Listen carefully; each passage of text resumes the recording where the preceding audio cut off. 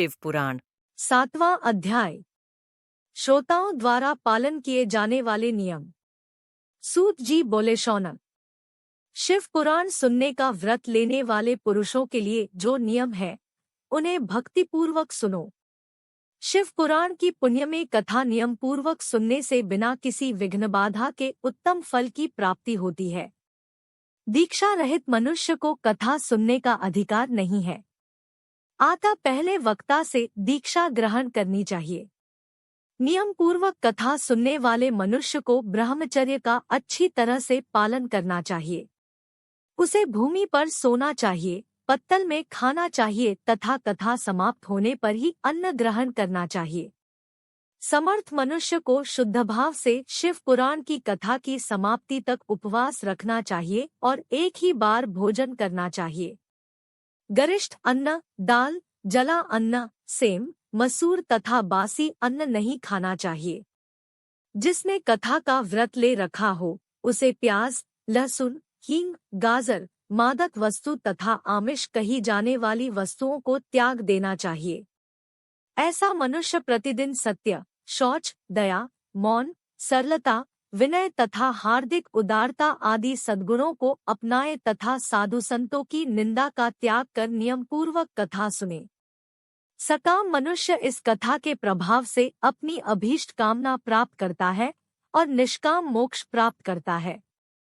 सभी स्त्री पुरुषों को विधि विधान से शिव पुराण की उत्तम कथा को सुनना चाहिए। महर्षि, शिव पुराण की समाप्ति पर श्रोताओं को भक्तिपूर्वक भगवान शिव की पूजा की तरह पुराण पुस्तक की पूजा भी करनी चाहिए तथा इसके पश्चात विधिपूर्वक वक्ता का भी पूजन करना चाहिए। पुस्तक को रखने के लिए नया और सुंदर बस्ता बनाएं। पुस्तक व वक्ता की पूजा के उपरांत वक्ता की सहायता हेतु बुलाए गए पंडित का भी सत्कार करना चाहिए।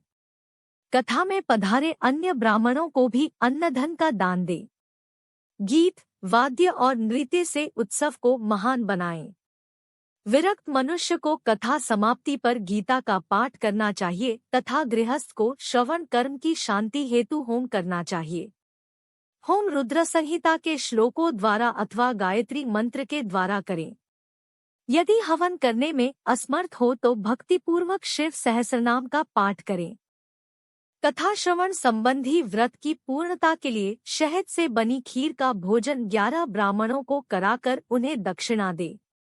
समृद्ध मनुष्य 3 तोले सोने का एक सुंदर सिंहासन बनाए और उसके ऊपर लिखी अथवा लिखाई हुई शिव पुराण की लिखी पोथी विधिपूर्वक स्थापित करे तथा पूजा करके दक्षिणा चढ़ाएं। फिर आचार्य का वस्त्र, आभूषण एवं गंध से पूजन करके दक्षिणा सहित वह पुस्तक उन्हें भेंट कर दें। शौनक, इस पुराण के दान के प्रभाव से भगवान शिव का अनुग्रह पाकर मनुष्य भवबंधन से मुक्त हो जाता है।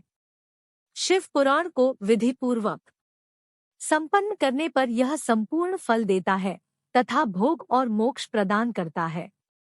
मुने, शिव पुराण का सारा महात्म्य जो संपूर्ण फल देने वाला है मैंने तुम्हें सुना दिया है। अब आप और क्या सुनना चाहते हो? श्रीमान शिव पुराण सभी पुराणों के माथे का तिलक है। जो मनुष्य सदा भगवान शिव का ध्यान करते हैं, जिनकी वाणी शिव के गुणों की स्तुति करती है और जिनके दोनों कान उनकी कथा सुनते हैं, उनका जीवन सफल हो जाता है। वे संसार सागर से पार हो जाते हैं। ऐसे लोग इहलोक और परलोक में सदा सुखी रहते हैं। भगवान शिव के सच्चिदानंदमय स्वरूप का स्पर्श पाकर ही समस्त प्रकार के कष्टों का निवारण हो जाता है।